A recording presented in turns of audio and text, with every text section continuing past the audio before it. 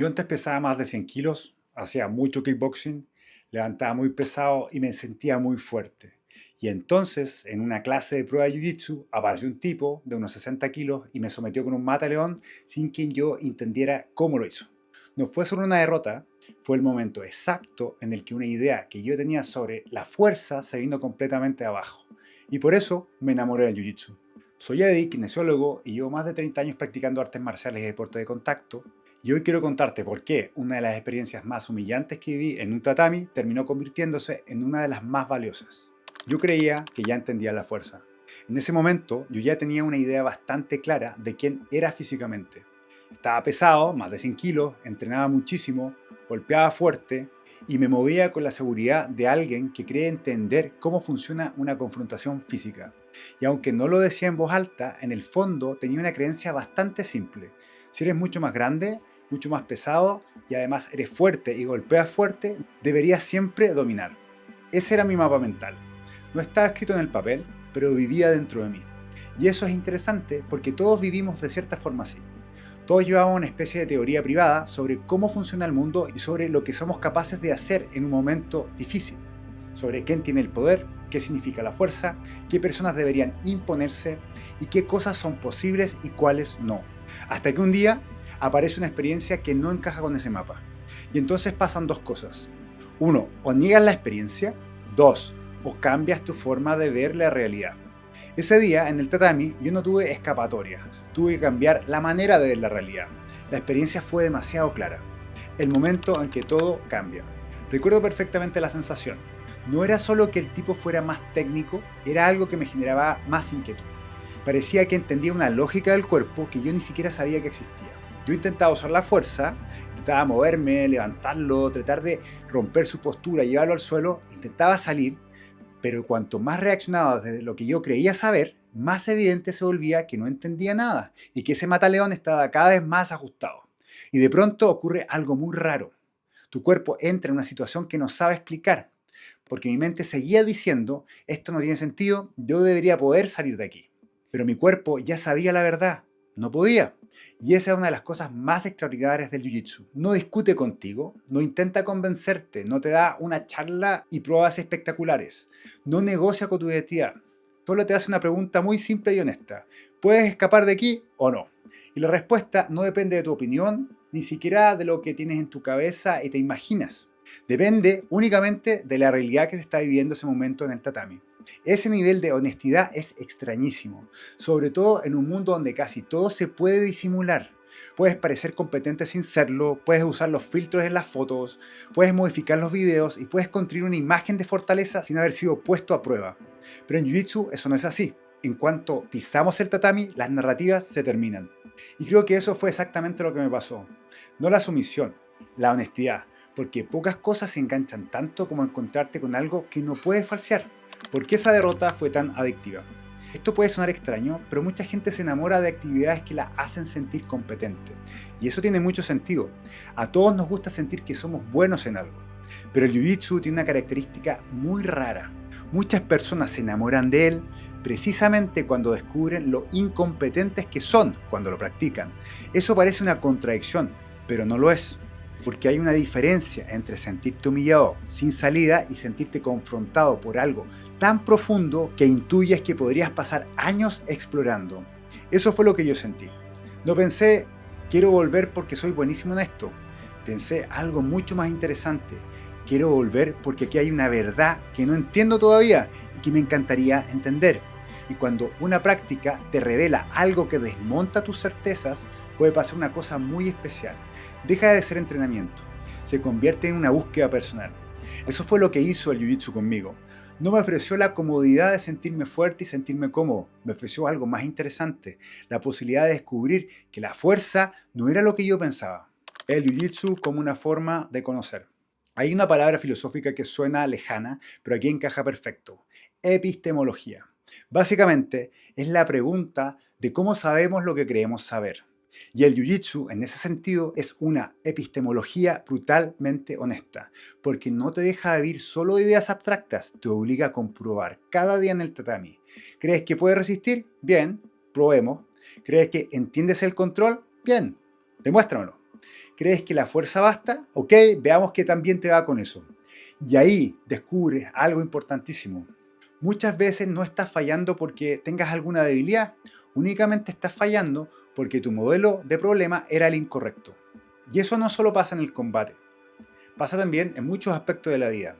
A veces insistimos más, empujamos más, queremos forzar las cosas, no porque esa sea la respuesta correcta, sino porque es la única respuesta que sabemos dar.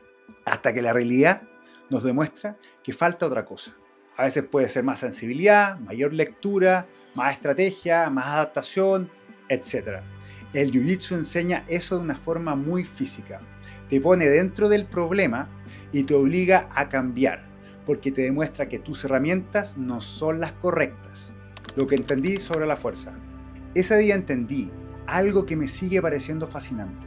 La mayoría de las personas cree que la fuerza es la capacidad de imponer tu voluntad. Pero muchas veces la mayor fuerza no está en imponer, está en saber adaptarte a la situación. En la naturaleza esto pasa constantemente. No sobrevive el más grande ni el más fuerte, sobrevive el que siempre se adapta. Porque es él quien es capaz de entender mejor el entorno y responder mejor a él. Y en Jiu-Jitsu eso se ve clarísimo. No gana necesariamente el que tiene los músculos más grandes, gana quien entiende mejor lo que está pasando, quien siente antes, quien es capaz de ajustar su técnica, distribuir su peso y leer el movimiento del oponente. En ese sentido, el Jiu-Jitsu es casi un laboratorio de adaptación. Demuestra que insistir no siempre es avanzar. A veces avanzar es soltar una idea equivocada y tomar la siguiente, ponerla a prueba y desarrollarla. Y creo que eso fue una de las razones por las que me enamoré tanto de esta práctica, porque me mostró una versión de las artes marciales que nunca había visto en mi vida. Y si este tipo de enfoque te resuena y quieres entrenar Jiu-Jitsu no solo como deporte, sino como una práctica que eleve tu rendimiento y tu longevidad en el tatami, revisa el link fijado en los comentarios. Ahí te puedes sumar a la lista de espera en WhatsApp para la próxima apertura de la comunidad Tatami Lab. La nueva apertura será la primera semana de julio y dentro del WhatsApp voy a compartir el día exacto y el link de la masterclass con toda la información. Ahora seguimos porque lo que más me marcó de ese día no fue perder, fue entender por qué perder así podía ser una bendición. ¿Por qué algunas derrotas valen mucho más que victorias? Normalmente pensamos que enamorarnos de una disciplina debería venir de sentirnos buenos en ella, pero el Jiu-Jitsu muchas veces genera el efecto contrario, completamente opuesto. Te engancha porque te muestra un límite con tanta claridad que no puedes ignorarlo.